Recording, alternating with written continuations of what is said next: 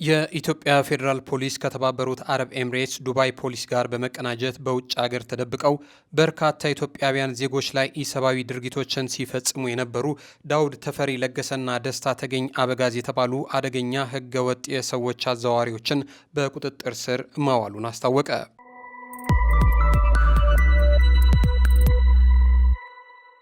ሶስት ሴቶች በአንድ ሆቴል መኝታ ክፍል ውስጥ አንዱን ወንድ አፍነው በፈጸሙት አሰቃቂ ግድያ በጽኑ እስራት መቀጣታቸውን ሰምተናል። ጉዳዩን በዝርዝር የምንነግራቸው ይሆናል።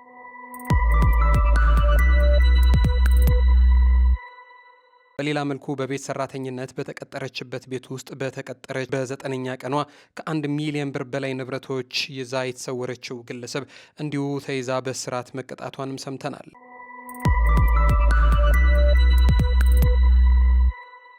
በጅግጅጋ ሆስፒታል ለመጀመሪያ ጊዜ ተጣብቀው የተወለዱ ህጻናት ላይ የተሳካ የቀዶ ሕክምና መከናወኑም እንደዚሁ የሰማነው መረጃ ነው። ሰላም የምንወዳችሁ የቻናላችን ቤተሰቦች እስከ ፕሮግራማችን ፍጻሜ ድረስ አብራችሁን ቆዩና እነዚህን አጫጭር መረጃዎች ስሙልን። ለቻናላችን አዲስ ከሆናችሁም ሼር፣ ላይክ፣ ሰብስክራይብ በማድረግ ቤተሰብ እንድታደርጉን ጠየቅን። አብራችሁን ቆዩ።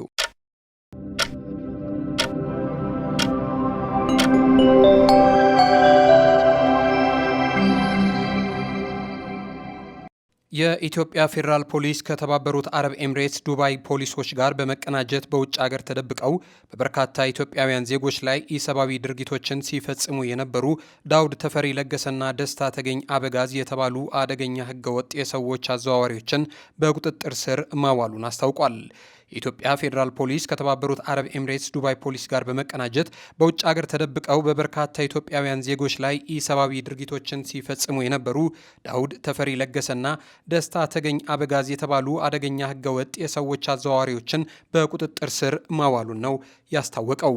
ሁለቱ ዋና ዋና ተጠርጣሪዎች የተለያዩ የማታለያ ዘዴዎችን በመጠቀም 105 ዜጎችን በህገወጥ መንገድ ወደ ዱባይ በመውሰድ ከ188 ሚሊዮን ብር በላይ ከተጎጂዎች በመሰብሰብ በበርካታ ዜጎች ላይ ከፍተኛ የሰብአዊ መብት ጥሰት ሲፈጽሙ የቆዩ በመሆናቸው ኢትዮጵያ ፌዴራል ፖሊስ ከዱባይ ፖሊስ ጋር በመተባበር በቁጥጥር ስር ውለው ወደ ሀገር ቤት ተላልፈው እንዲሰጡም ተደርገዋል። የኢትዮጵያ ፌዴራል ፖሊስ ከተባበሩት አረብ ኤምሬትስ ዱባይ የኢትዮጵያ ኤምባሲ በኩል በደረሰው ጥቆማ ተጠርጣሪዎቹ ዱባይ ተቀምጠው ሀገር ውስጥ ባሉ ተባባሪዎቻቸው አማካኝነት ወጣቶችን በመመልመል ወደ ዱባይ በመላክ በተዘጋጀ የማከማቻ ቦታ በማቆየት በተለይም ደግሞ በሴቶች ላይ ጥቃት በማድረስና በማሰቃየት ከፍተኛ ወንጀል ሲፈጽሙ የቆዩ መሆናቸውም ተረጋግጧል። የኢትዮጵያ ፌዴራል ፖሊስም ጉዳዩን ሲያጣራ ቆይቶ በሀገር ውስጥና በውጭ ሆነው በተቀናጀ መንገድ ወንጀሉን ሲፈጽሙ በቆዩ ዳውድ ተፈሪ ለገሰና ደስታ ተገኝ አበጋዝና በግብረ አበሮቻቸው ላይ የፍርድ ቤት መያዣ ትዕዛዝ በማውጣት ውጭ ሀገር ያሉትን ከዱባይ ፖሊስ ጋር በትብብር በመስራት ተጠርጣሪዎቹ በቁጥጥር ስር ውለው ሐምሌ 10 ቀን 2018 ዓ.ም ለኢትዮጵያ ተላልፈው እንዲሰጡም ተደርጓል። ተጠርጣሪዎቹ ምንም አይነት ሰውን ወደ ውጭ መላክ የሚያስችል ህጋዊ ፈቃድ ሳይኖራቸው በሀገር ውስጥ ባለው ቡድን ከውጭ ካለው ቡድን ጋር ትስስር በመፍጠር በተቀናጀ መልኩ በተለያዩ ካምፓኒዎች ስራ እናስቀጥራቸዋለን በማለት ከ2015 ዓ.ም ጀምሮ በርካታ ዜጎችን ከተለያዩ የኢትዮጵያ አካባቢዎች በመመልመል ሐሰተኛ መረጃዎችን በማሰራጨትና ያልተገባ ተስፋን በመስጠት ከአንድ ሰው ከ320 ሺህ እስከ 600 ሺህ ብር በመቀበል ማታለያ የቱሪስት ቪዛ አዘጋጅተው በመላክ በሀገር ውስጥ ባሉ ተባባሪዎቻቸው በተከፈተ የባንክ አካውንት ገንዘቡን በኢትዮጵያ ብር በድርሃምና በሪያል እንዲያስገቡ የሚያደርጓቸው መሆኑንም ፖሊስ እንደደረሰበት ገልጿል። ገንዘቡን የከፈሉ ተጎጂዎች ዱባይ እንደገቡ በጉልበት ስራ ላይ እንዲሰማሩ በማድረግ ከተጎጂዎች ኮሚሽን በሚል ተጨማሪ ገንዘብ በማስከፈል እንዲሁም ደግሞ የ2 ወር የቱሪስት ቪዛ ሲያልቅ የ2 ዓመት የመኖሪያ ፍቃድ እናሰጣቸዋለን፣ ካልከፈላችሁ ግን ወደ ኢትዮጵያ ትመለሳላችሁ በማለት በአንድ ሰው 1200 ድርሃም እንዲከፍሉ በማድረግ በዜጎች ላይ ከፍተኛ ግፍና ስቃይ ሲያደርሱ ቆይተዋልም ሲል ፖሊስ ገልጿል። ተጠርጣሪዎቹ ተጎጂዎችን ከዱባይ ኤርፖርት ከተቀበሉ በኋላ ሰዎችን ከሚያከማቹበት ቦታ በመውሰድ በአንድ ክፍል ውስጥ በርካታ ወንዶችና ሴቶችን በማገት ምግብ በ8 ቀን አንድ ጊዜ ብቻ ደረቅ ሩዝ በመስጠት ለከፍተኛ ረሃብና እንግልት እንዲሁም ደግሞ ሴቶች ላይ ጾታዊ ጥቃት እንዲደርስባቸው በማድረግም ሲሰሩ ቆይተዋል። የኢትዮጵያ ፌዴራል ፖሊስ ተጨማሪ ባደረገው ክትትል በሀገር ውስጥ ሆነው ዱባይ ካሉት ግብረ አበሮቻቸው በሚሰጧቸው ትዕዛዝ ሰዎችን መልምሎ በመላክ የባንክ አካውንት ከፍተው ገንዘቡን እያሰባሰቡ የነበሩ አንደኛ ብዙአየሁ አውግቸው በኃይሉ፣ ሁለተኛ ረህመት አበበ እሸት የተባሉ ተጠርጣሪዎችን በቁጥጥር ስር አውሎ ምርመራ በስፋት በማከናወን ላይ መሆኑንም ገልጿል። ፖሊስ ምርመራውን ዘመኑ ያፈራቸው ቴክኖሎጂዎችን ተጠቅሞ ይህንን ውስብስብና ድንበር ተሻጋሪ ወንጀል ለማጣራት እንዲሁም በእነዚህ ተጠርጣሪዎች አማካኝነት ከሀገር ወጥተው ከፍተኛ ስቃይ ደርሶባቸው ከነበሩ ግለሰቦችና ተጎጂዎች ካሉበት ከዱባይ የቀጥታ ቨርቹዋል የምስክርነት ቃላቸውንም በመቀበል ላይ እንደሚገኝም ተገልጿል።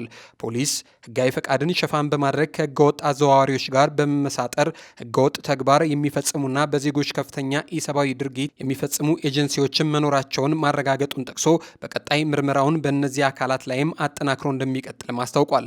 የኢትዮጵያ ፌዴራል ፖሊስ በዚህ ውስብስብ ወንጀል ውስጥ በህጋዊ ሽፋን ህገወጥ ተግባር የሚፈጽሙ አካላትን ለመያዝ ከዱባይ ፖሊስ በዱባይ የኢትዮጵያ ኤምባሲ ጋር በቅንጅት በመስራት ህገወጥ የሰዎች አዘዋዋሪዎች ላይ ጠንካራ ክትትል እያደረገ መሆኑንም ገልጿል። ህገወጥ የሰዎች አዘዋዋሪዎችና ተባባሪዎቻቸው በቁጥጥር ስር እንዲውሉ ድጋፍ ላደረጉ አካላትም ምስጋናውን እያቀረበ ህብረተሰቡ የዜጎችን ተሳትፎ መተግበሪያ ኢኤፍፒ አፕሊኬሽን ወይንም ደግሞ 991 ነጻ የስልክ መስመርና ሰው አልባ ፖሊስ ጣቢያን ኤስፔስን በመጠቀም መረጃ በመስጠት ትብብሩን አጠናክሮ እንዲቀጥልም አስተላልፏል።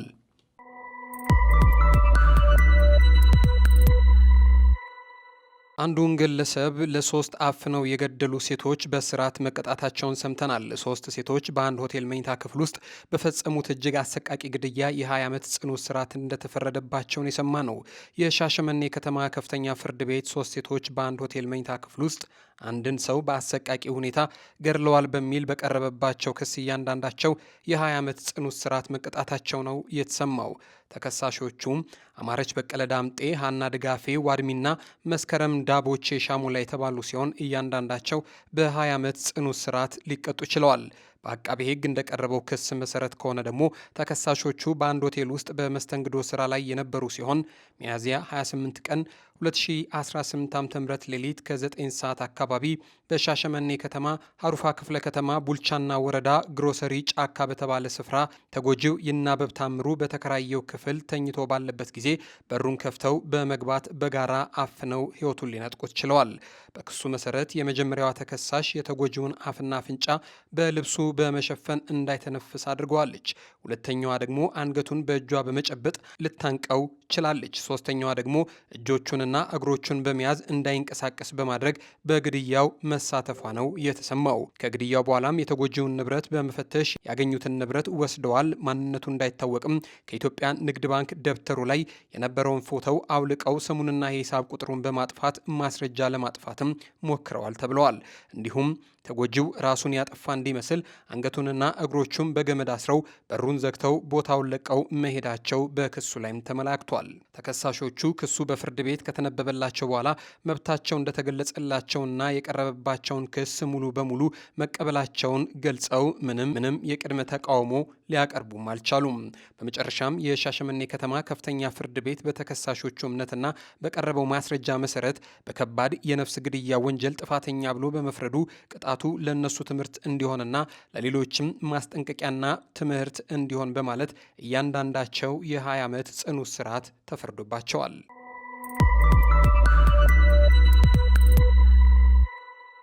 ለስራ በተቀጠረችበት ቤት በ9ኛ ቀን ከ1 ሚሊዮን ብር በላይ ንብረቶችን ሰርቃ የተሰወረችው ግለሰብ መቀጣቷ ተሰምቷል። ተከሳሽ አለም ሲሳይ የስርቆቱ ወንጀሉን የፈጸመችው በለሚ ኩራ ክፍለ ከተማ ወረዳ 9 ልዩ ስሙ አትሌቶች መንደር ነበር። የቤት ሰራተኛዋ በተቀጠረች በ9ኛው ቀን የተለያዩ አልባሳትና መዋቢያ ጌጣጌጦችን እንዲሁም 500 የአሜሪካ ዶላር የልዩ ልዩ ሀገራት ገንዘቦችንና ውድ ጌጣጌጦችን በአጠቃላይ ግምታቸው 1 ሚሊዮን 423192 ብር የሚያወጡ ንብረቶችን በመስረቅ ትሰወራለች። ግለሰቧ ወንጀሉን ከፈጸመች በኋላ አድራሻዋን በመቀያየር ለመሰወር ብትሞክርም የጉሮ አካባቢ ፖሊስ መምሪያ ገርጂ ላይ ከነሰረቀችው ንብረቶቿ በቁጥጥር ስር ሊያውሏት ችሏል። ፖሊስ መምሪያው ተገቢውን ምርመራ በማድረግ መዝገቡን ለአቃቤ ሕግ ልኮ ክስ እንዲመሰረትባትም አድርጓል። የተከሳሽ አለም ሲሳይን ጉዳይ የተመለከተው የፌዴራል ከፍተኛ ፍርድ ቤትም የለሚ ኩራ ክፍለ ከተማ ምድብ ችሎት ተከሳሽን ያርማል፣ ሌሎችንም ያስተምራል በማለት ግለሰቧን በ5 ዓመት ከ10 ወር ጽኑ እስራት እንድትቀጣ ወስኖባታል። ለተከሳሿ የትራንስፖርት አገልግሎት በመስጠትና የተወሰኑ ኤግዚቢቶችን በመሸሸግ የሰሌዳ ቁጥር ኮድ 3B 95611 አዲስ አበባ አሽከርካሪው የሆነው ግለሰብም በፖሊስ ቁጥጥር ስር በመዋል የምርመራ መዝገቡን አደራጅቶ በአቃቤ ሕግ ክስ እንዲመሰረትበትም አድርጓል። ግለሰቧ በተቀጠረች በ9ኛ ቀን ወንጀሉን የፈጸመች ሲሆን ተያያዥ እንዳልነበራትም ታውቋል። ህብረተሰቡ የቤት ሰራተኛም ሆነ ማንኛውንም አይነት ቅጥር ሲፈጽም ጥንቃቄ ሊያደርግ እንደሚገባ የአዲስ አበባ ፖሊስ ዋና ጠቅላይ መምሪያ መልእክቱንም አስተላልፏል። በጥቅም በመተሳሰር ለወንጀል ፈጻሚዎች ምቹ ሁኔታን የሚያመቻቹ የትራንስፖርት አገልግሎት የሚሰጡ ግለሰቦች ድርጊታቸው የወንጀል ተጠያቂነት የሚያስከትል ስለሆነ ህግን ተከትለው ስራቸውን ሊሰሩ እንደሚገባም ፖሊስ አያይዞ አሳስቧል።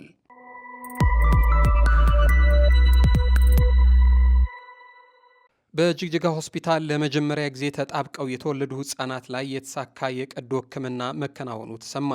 በሕክምና ሳይንስ ውስጥ እጅግ አስቸጋሪ ከሚባሉ የቀዶ ሕክምና ፈተናዎች መካከል አንዱ የሆነው ተጣብቀው የተወለዱ ህጻናትን በጅግጅጋ ዩኒቨርሲቲ ሼህ ሐሰን የበሬ ሪፈራል ሆስፒታል በድል ሊጠናቀቅ ችሏል። ሆስፒታሉ የህጻናት ቀዶ ሕክምና ሐኪም ዶክተር ሰለሞን ውበቱ እንደገለጹት ከሆነ ይህ ታሪካዊ ክስተት በዘርፉ አዲስ ምዕራፍ የከፈተ ነበረ። የተከሰተው የሕክምና ሁኔታ በሳይንሱ ሄትሮፓገስ መንትያ ተብሎ የሚጠራ ነው። ይህ ሁኔታ የሚፈጠረው አንድ አይነት መንትዮች በእርግዝና የመጀመሪያ ደረጃ ላይ ሲፈጠሩ ሲሆን ከእናቱ በሚያገኘው የተሟላ የደም ዝውውር ተፈጥሯዊ እድገቱን ይዞ ሲያድግ፣ ሌላኛው ህፃን ግን ከእናቱ ጋር ያለው ግንኙነት በመቋረጡ ምክንያት ጤነኛው ህፃን ላይ ተጣብቆ እንዲፈጠርም ይገደዳል። በምርመራው እንደታየው ህፃናቱ በተፈጥሮ የተጣበቁ ሲሆን በአንደኛው ህፃን የግራ ሆድ አካባቢ ተጨማሪ የሰውነት አካልም ተገኝቶለታል። ዶክተር ሰለሞን እንደገለጹት ከሆነ ምንም እንኳን ሁለቱም ህፃናት የሚጋሯቸው ዋና የሰውነት ክፍሎች ባይኖሩም ጥገኛውን ክፍል በቀዶ ሕክምና መለየት ለጤነኛው ህፃን ህይወት ወሳኝ እንደሆነም ተናግረዋል። በሆስፒታሉ የህክምና ቡድን የተካሄደው የ2 ሰዓታት ፈታኝ ቀዶ ሕክምና በጤንነት ላይ የነበረውን ህፃን ህይወት ሙሉ በሙሉም ለመታደግ አስችሏል። በዓለም አቀፍ ደረጃ ከ1 ሚሊዮን ወሊዶች በአንደኛው ላይ ብቻ የሚያጋጥመው ይህ የህክምና ሁኔታ በዘመናዊው የህክምና ጥበብ ታግዞ በሆስፒታሉ ታሪክ ለመጀመሪያ ጊዜ በስኬት ተከናውኗል። ከህክምና ሳይንስ እድገት ጋር ተያይዞም በመሰል ሁኔታ ውስጥ የሚወለዱ ህጻናትን የመታደግ እድል አሁን ላይ ወደ 90 በመቶ ከፍ ማለቱንም ትልቅ ተስፋን የፈጠረ እንደሆነም ተነግሯል። ይህ በጅግጅጋ ሼህ ሐሰን ሪፈራል ሆስፒታል የታየው ድንቅ ስኬት የሀገራችን የህክምና አቅም ምን ያህል እየገዘፈ እንደሆነ ተስፋ ሰጪ የሆነ መምጣቱን የሚያሳይ የጋራ ኩራት ነው ሲሉም ተናግረዋል።